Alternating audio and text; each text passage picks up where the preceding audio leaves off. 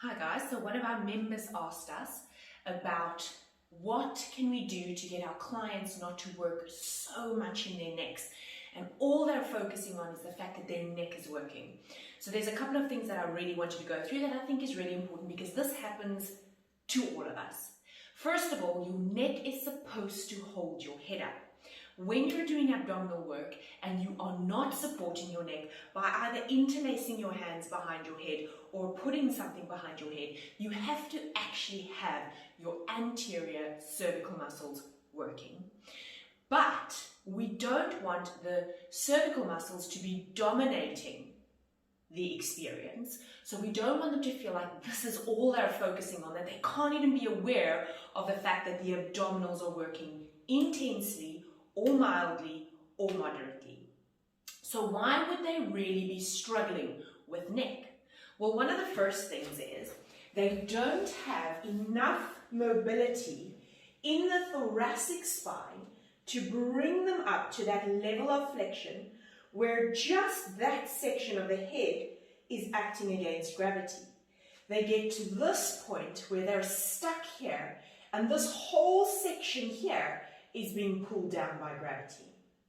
Then they also don't have the strength, or they don't have the strength in the abdominals to pull them up to that point where just that section can be working against gravity. That's the one thing. Alternatively, when they have their hands behind their head, where they put it is really important. So we want them to interlace their fingers, place it just above that occipital. So my index finger is on the occipital and all the other fingers are above it. And you want to start with the head resting down. Then you want to ask them to gently bring the elbows into that peripheral vision. So it's in that scapular line so that they're not pulling it back, bringing the rhomboids and middle traps together, elevating the shoulders with levator, scap and upper trap. Because now you're in any case setting your anterior cervical muscles up for working. So we pull them into that 30-degree scapular line, gently relaxing the chin in, and now you say to them, use your arms to hover your head off the floor. So here, they're hovering their head off, all the effort is in the arms, and the front of the neck is completely soft. So this position is important. Don't let them drop the shoulders back onto the bed because again, that's pulling the torso down. We want to pull those elbows away from you in that 30-degree scapular line. And now you want to get their mind to allow the arms to actually hold the head and to switch off those neck muscles. Now when they do a chest lift, the effort can be focused on the abdominals instead of the effort being on pulling the head up to actually get the chest up. If they struggle with this, you can give them other options. One of them is placing this small ball or a triangular cushion or a half foam roller or a full foam roller under their thoracic spine. And this just elevates them a little bit so that that gravity angle is much smaller. So when they go over, they'll be doing that eccentric abdominal work, which is not bad, and exhale, bringing it up. And at this point, with the elbows peripheral vision, they'll feel that there's a lot less work happening in their neck, which they're really grateful for. Or you can take a magic circle, which is also great. You place the magic circle right on that occipital and you have your arms over here. Again, pulling the elbows away from you, not dropping those shoulders onto the bed. Really pulling the elbows away from you, opening them out slightly, hovering the head off, and you can even see if you can bounce that head up and down and completely relaxing in the front of the neck.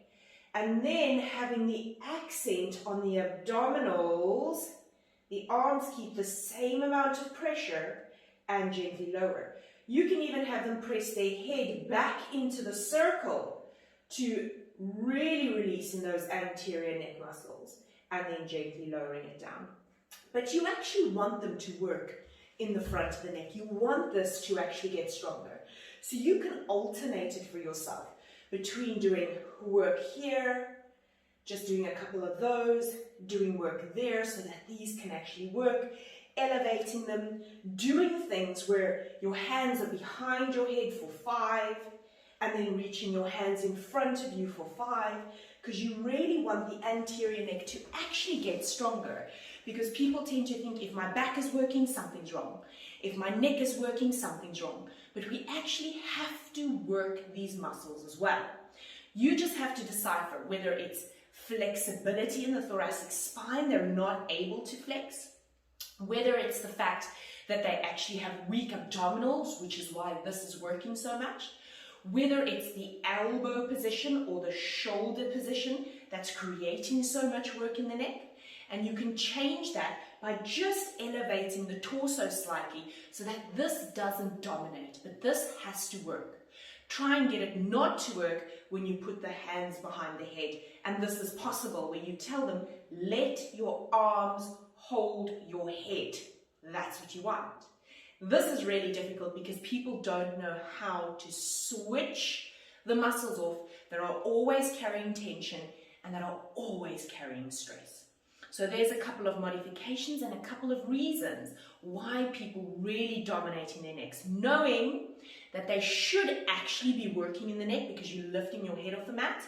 But if you're supporting your head, get your mind to switch it off. I hope that helps. Take care.